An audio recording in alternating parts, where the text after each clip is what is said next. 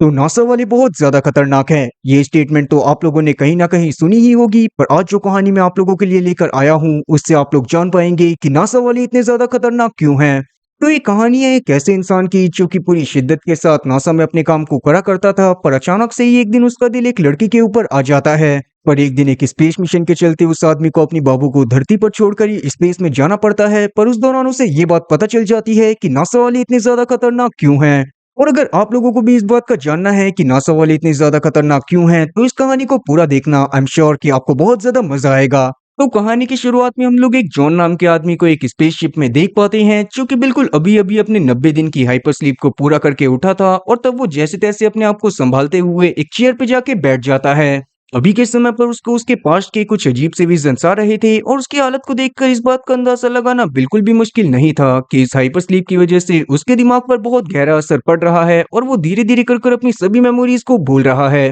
और ये सब असल में उसके साथ इसी वजह से हो रहा था क्योंकि हाइपर स्लीप में भेजने से पहले उन्हें एक बहुत खतरनाक ड्रग दिया जाता था, जिसकी वजह से ही वो पूरे 3 महीने तक लगातार सोया करते थे। जॉन असल में अपने दो साथियों फ्रैंक और साथी नेस के साथ सैटर्न ग्रह की तरफ जा रहा था, और वहां पर जाने के बाद उन्हें सैटर्न ग्रह के मून यानी कि टाइटन के ऊपर लैंड करने के बाद वहां से बहुत सारी रिसोर्सेज को लेना था और वापस से अर्थ पर आना था। पर क्योंकि उनके पास इतना ज्यादा फ्यूल मौजूद नहीं था कि वो डायरेक्ट टाइटन पर जा सकें, इसीलिए उन लोगों ने एक स्ट्रेटेजी बनाई हुई थी, जिसके अकॉर्डिंग वो सबसे पहले जुपिटर प्लेनेट के पास जाने वाले थे, और बाद में वो उसकी ग्रेविटी का यूज करते हुए अपने स्पेसशिप को एक स्लिंग शॉट की तरह टाइटन की तरफ लॉन्च करने वाले थे। आगे हम लोग फ्रैंक को भी देख पाते हैं, जो कि खुद भी अपनी हाइपर स्लीप से बाहर आ गया था, और अभी वो जॉन के पास आकर उससे बातें करने लगता है। अब थोड़ी देर बातें करने के बाद वो लोग मॉनिटर रूम में चले जाते हैं, जहां पर जाने के बाद वो अर्थ से आए हुए सभी मैसेजेस को चेक करने लग गए थे। तब उन्हें नासा की तरफ से एक मैसेज मिलता है, जिसमें नासा का डायरेक्टर उन लोगों को कॉन्ग्रेचुलेशंस बोल रहा था क्योंकि वो अपनी मंजिल के बहुत ज्यादा करीब पहुंच गए थे। पर अभी तक जॉन की बाबू की तरफ से उसके पास कोई भी मैसेज नहीं आता, और जॉन इस बात से काफी ज्यादा परेशान हो जाता है क्योंकि उसे अब ये बात पता नहीं चल रही थी कि उसके बाबू ने थाना थाया या फिर नहीं। तब जॉन वहां पर परेशान होते हुए अपनी बाबू जो के बारे में ही सोचने लगता है, जिससे वो नासा के ही हेडक्वार्टर में एक मीटिंग के दौरान मिला था, और उसे देखते ही जॉन को उससे सच्चा वाला प्यार हो गया था। पर हाँ, ये भी सही बात है कि हम सबकी किस्मत को अपनी किस्मत की तरह नहीं समझ सकते। जॉन की किस्मत इस मामले में बहुत ज्यादा अच्छी होती है क्योंकि कहीं ना कहीं जो भी उसे बहुत ज्यादा पसंद करने लग गई होती है। और हमारा तो वही अक्षय कुमार वाला हाल है जी, कि जो हमको चाहिए उसको हम नहीं चाहिए, और जिसको हम चाहिए वो किसको चाहिए। अब आगे हम लोग प्रेजेंट टाइम में जॉन को देखते हैं, चूंकि अर्थ वालों को अपने जिंदा होने का सबूत देने के लिए एक वीडियो रिकॉर्ड कर रहा था, और उसको रिकॉर्ड करने के बाद वो अपने साथियों के साथ वापस से हाइपर स्लीप में जाने वाला था, क्योंकि अभी उन्हें 9 महीने का सफर और तय करना था ताकि वो टाइटन ग्रह पर पहुंच सके। जॉन जब हाइपर स्लीप में जाता है तो उस दौरान भी वो जोई के बारे में ही सोच रहा था, जिसके साथ ही अब सीन वापस से पास्ट में जाता है, जहां पर हम लोग देखते हैं कि इस मिशन के बारे में सभी लोगों को बताया जा रहा था कि उन्हें किसी भी तरह से सैटर्न के मून पर पहुंचना है।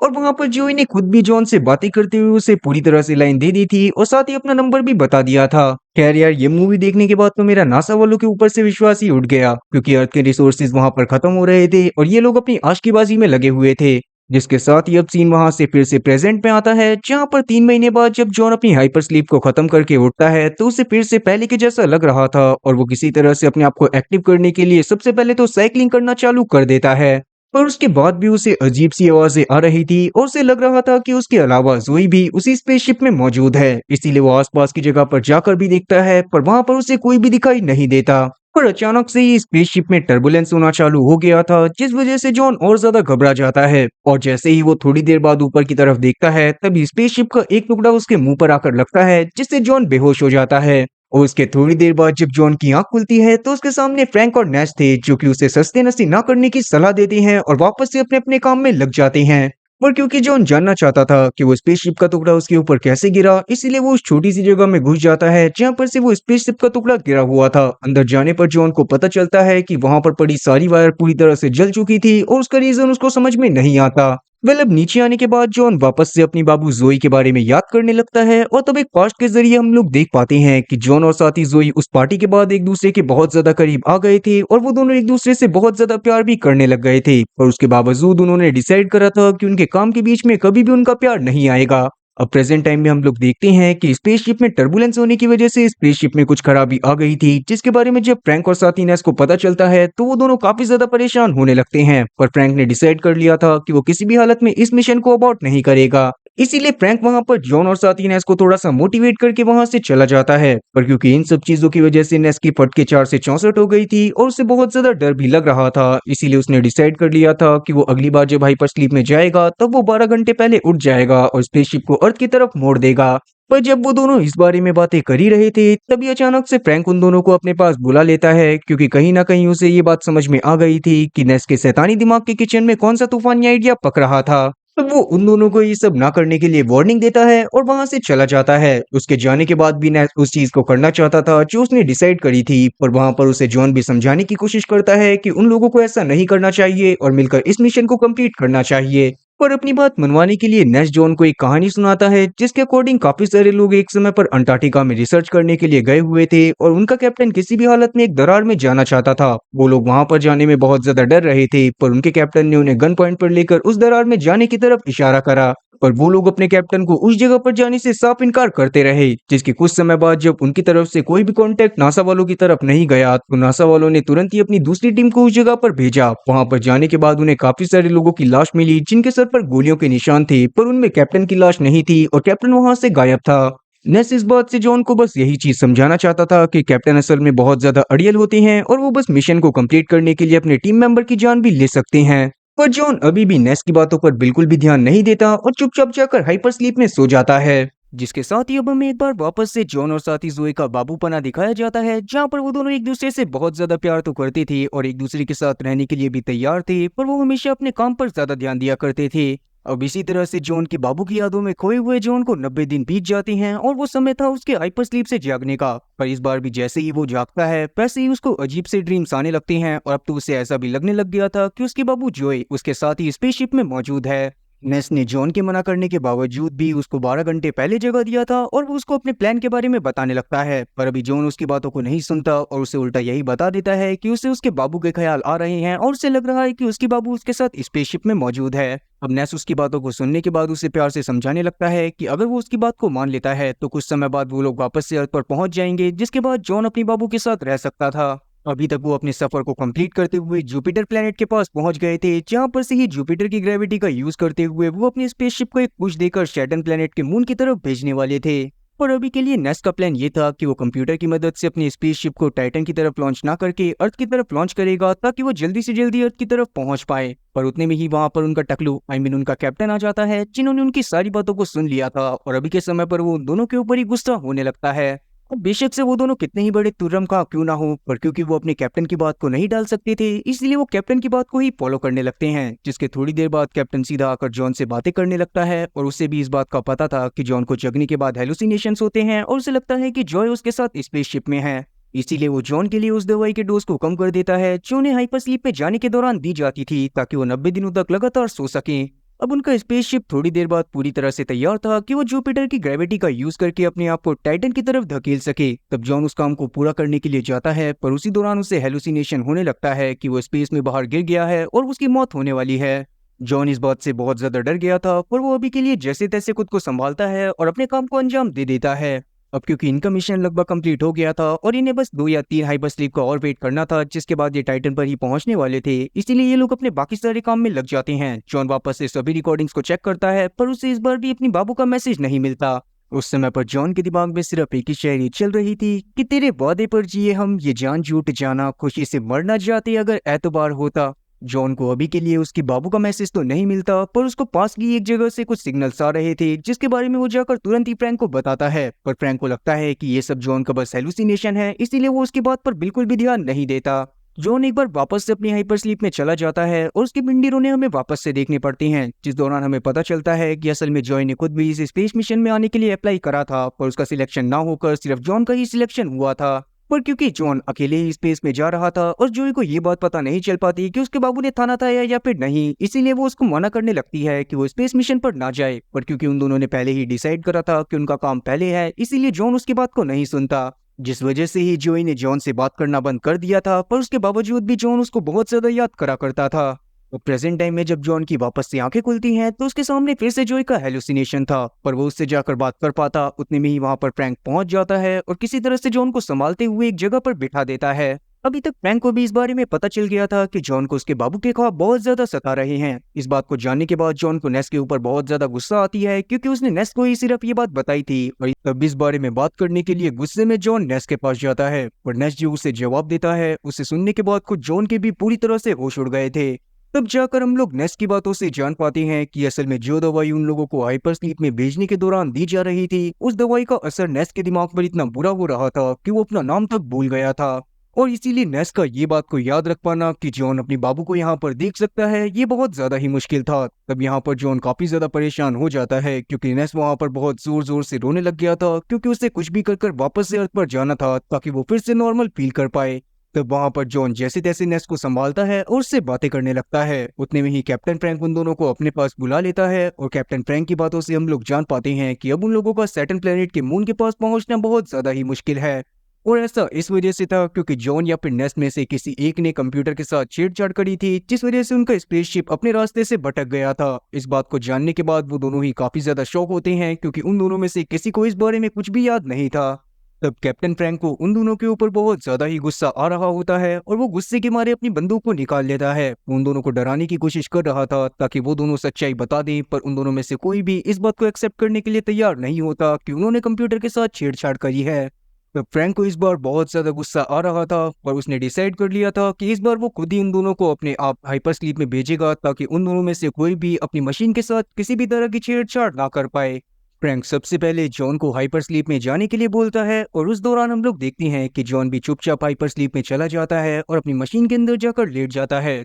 सबसे पहले उसे वो दवाई दी जाती है जिसकी मदद से वो हाइपर स्लीप में पहुंचने वाला था, लेकिन जैसे ही उसके वो इंजेक्शन लगाया जाता है, वैसे ही जॉन की नजर बाहर की तरफ पड़ती है, जहां पर वो देखता है कि फ्रैंक ने गुस्से में आकर नेस के ऊपर अटैक कर दिया था, क्योंकि फ्रैंक को इस बात का अंदाजा था कि कंप्यूटर के साथ छेड़छाड़ किसी और ने नहीं बल्कि नेस ने करी थी। अब ये सिनेरियो अपनी आंखों से देखने के बाद जॉन के एकदम तोते उड़ चुके थे, और वो किसी भी हालत में नेस की मदद करना चाहता था। वो अपनी मशीन से बाहर जाने की कोशिश करता है, पर क्योंकि उस समय तक उसको हाइपर स्लीप में भेजने वाला इंजेक्शन लग चुका था, इसीलिए जॉन मशीन से बाहर नहीं जा पाता और हाइपर स्लीप में चला जाता है। अब इंजेक्शन की मीठी नींद में पहुंचने के बाद जॉन एक बार फिर से अपनी बाबू के सामने पहुंच गया था, जहां पर वो अपनी बाबू से लड़ाई कर रहा था, क्योंकि किसी भी हालत में वो इस मिशन पर जाना चाहता था। पर जोई चाहती थी कि जॉन उसको छोड़कर अकेले इस मिशन पर ना जाए। और तब उन दोनों के बीच में बहुत ज्यादा बहसबाजी होती है, जिसके बाद से ही वो दोनों एक दूसरे से बात करना छोड़ देते हैं, और जॉन चुपचाप इस मिशन पर आ जाता है। जिसके कुछ समय बाद हम लोग प्रेजेंट टाइम में देखते हैं कि 90 दिन बाद अब जॉन की आंखें वापस से खुल गई है, और वो वापस से परेशान होते हुए नींद से जगा है।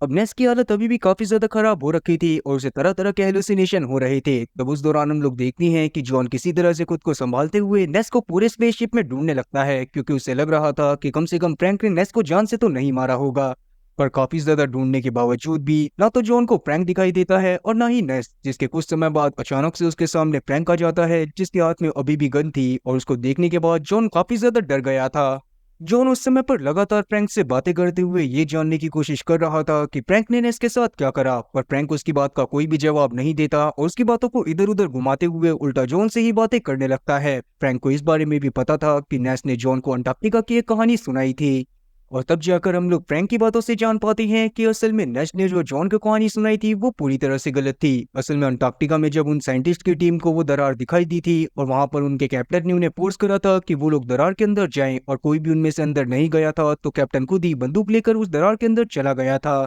पर काफी ज्यादा समय बीत जाने के बावजूद भी उनका कैप्टन बाहर नहीं आया था, क्योंकि दरार में जाने के बाद वो किसी वजह से मर गया था। इस बारे में जानने के बाद बाकी सारे टीम मेंबर काफी ज्यादा परेशान हो गए थे, क्योंकि कैप्टन के बिना वो अपने हेडक्वार्टर में कांटेक्ट नहीं कर सकते थे। और इसीलिए बाद में जब बाकी सब टीम मेंबर को ये बात समझ में आई कि अपने कैप्टन के बिना वो हेडक्वार्टर में कांटेक्ट नहीं कर सकते, और साथ ही यहाँ पर उनका मरना तय है, तो उन्होंने डिसाइड करा कि वो खुद को शूट कर ही जान दे देंगे। इसीलिए उन सभी लोगों ने अपने सर में गोली मार ली थी, और इसीलिए ही उनकी बॉडी में बुलेट के निशान पाए गए थे। और अब ये बात जानने के बाद जॉन और ज्यादा शौक होता है, और उसको समझ में नहीं आता कि आखिरकार नेस ने उसे सही कहानी बताई थी या फिर कैप्टन उसे सही कहानी बता रहा है। अब आप लोगों का इस बारे में क्या मानना है, कमेंट सेक्शन में मुझे जरूर बताना। पर अभी के समय पर जॉन इन सब बातों पर ध्यान ना देते हुए सीधा अपने काम में लग जाता है, ताकि वो अपने माइंड को थोड़ा सा डाइवर्ट कर सके। अब अपने काम को करने के दौरान अचानक से ही जॉन के हाथ में बहुत ज्यादा पेन होने लगता है, और उसका हाथ बहुत ज्यादा ही फूलने लगता है। जो देखने के बाद तो जॉन की पटके 4 से 64 हो गई थी, क्योंकि वो अपनी बाबू को तो पहले ही खो चुका था, और अब अगर वो अपने हाथ को खो देता तो वो अपनी जिंदगी में मौजूद बाकी सारे इंपॉर्टेंट काम को कैसे करता।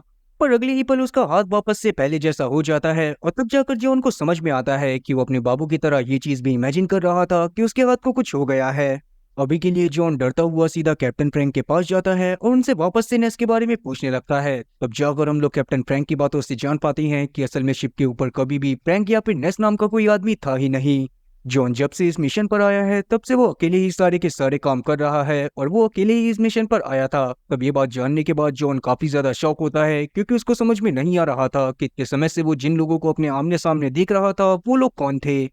और तब जाकर हम लोग असल बात जान पाते हैं कि असल में जोई से ब्रेकअप होने के बाद जॉन खुद को इतना ज्यादा अकेला मानने लग गया था कि स्पेस मिशन पर आने के बावजूद भी वो जोई के बारे में ही सोचा करता था और उसे लगता था कि उसके साथ जोई या फिर उसके टीम मेंबर आए हुए हैं। और उसी अकेलेपन से बचने के लिए उसके दिमाग ने उसके सामने जॉन और नेस का इमेजिनेशन बना दिया था ताकि जॉन अपने आप को अकेला फील ना करे और उन दोनों से ही बातें करता रहे। इस बात को जानने के बाद जॉन को इस बात पर बिल्कुल भी भरोसा नहीं हो रहा था और वो तुरंत ही वहां पर फ्रैंक से लड़ाई करने लगता है। उस दौरान हम लोग फ्रैंक को देखते हैं जो कि जॉन को बहुत बुरी तरह से मारता है और जॉन भी उसको बहुत बुरी तरह से मार रहा था। तब जॉन वहां पर जैसे तैसे फ्रैंक को बेहोश करते हुए मेन कंप्यूटर के पास चला जाता है और वहां पर जाने के बाद जब वो सारी सीसीटीवी फुटेज को देखता है तो उसे पता चलता है कि जब से उसके स्पेसशिप ने चलना चालू करा था तब से लेकर अब तक वो स्पेसशिप में अकेला ही था और वो खुद से ही बातें करा करता था। और तब जाकर जॉन को ये बात भी पता चलती है कि उसके सामने हमेशा जो फ्रैंक्स और साथी नेस रहा करती थी वो उसके ही नाम का हिस्सा थे और इसका मतलब साफ था कि जॉन का पूरा नाम जॉन फ्रैंक्स नेस था।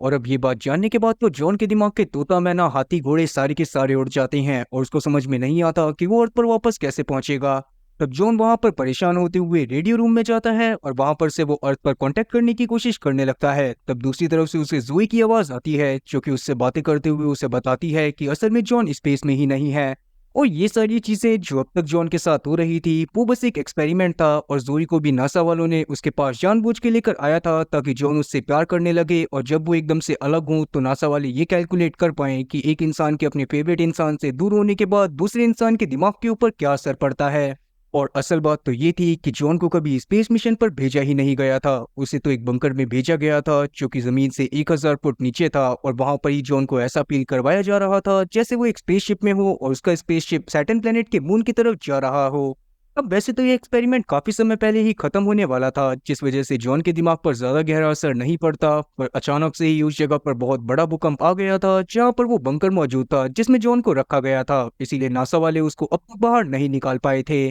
पर थोड़ी ही देर में अब नासा वाले उस जगह पर पहुंचने वाले थे जहां पर जॉन कैद था और जॉन को वहां से निकाला जाने वाला था। ये बात जानने के बाद जॉन काफी ज्यादा खुश होता है और तुरंत ही अपने स्पेसशिप के गेट की तरफ बढ़ने लगता है ताकि वो वहां से बाहर निकल सके। तभी अचानक से जॉन के सामने वापस से प्रैंक आ जाता है जो कि उसे स्पेसशिप का गेट खोलने से मना करता है क्योंकि प्रैंक के हिसाब से जॉन सच में स्पेस मिशन पर ही आया हुआ था और वो सैटर्न प्लेनेट के मून की तरफ यानी कि टाइटन की तरफ जा रहा था। पर जॉन इस बार अपनी बाबू के कहने पर स्पेसशिप के बाहर जा रहा था, इसीलिए वो प्रैंक की बात को बिल्कुल भी नहीं सुनता क्योंकि उसने पहले अपनी बाबू की बात ना मानकर इस जगह पे आके सबसे बड़ी गलती करी थी। अब जॉन जैसे ही स्पेसशिप का दरवाजा खोलकर बाहर जाता है वैसे ही वो देखता है कि उसकी बाबू एकदम सही कह रही थी और वो जमीन के नीचे ही था। वहां पर काफी बड़ी बड़ी सीढ़ियां लगी हुई थी जहां पर से कुछ कंस्ट्रक्शन वर्कर नीचे आ रहे थे ताकि वो जॉन को अपने साथ लेकर बाहर जा सके। तब जॉन खुद भी हिम्मत कर सीढ़ियों के ऊपर चढ़ना चालू कर देता है पर अचानक से उसकी सांस रुकने लगती है और उसके आसपास का पूरा माहौल बदल जाता है। तब हम लोग देख पाते हैं कि असल में जॉन स्पेस के अंदर कहीं पर खो गया था क्योंकि उसने अपने स्पेसशिप का दरवाजा खोल दिया था और अब वो स्पेस में पहुंच गया था। और इस बात का मतलब साफ था कि जॉन इस बार अपनी बाबू की बात मानने के चक्कर में अपनी जिंदगी से ही हाथ धो बैठा। असल में उसकी बात तो कभी उसकी बाबू से हुई ही नहीं थी, जो भी वो सिनेरियो अपनी बाबू से बात करने वाला देख रहा था वो भी बस उसके दिमाग का ही एक हेलुसिनेशन था।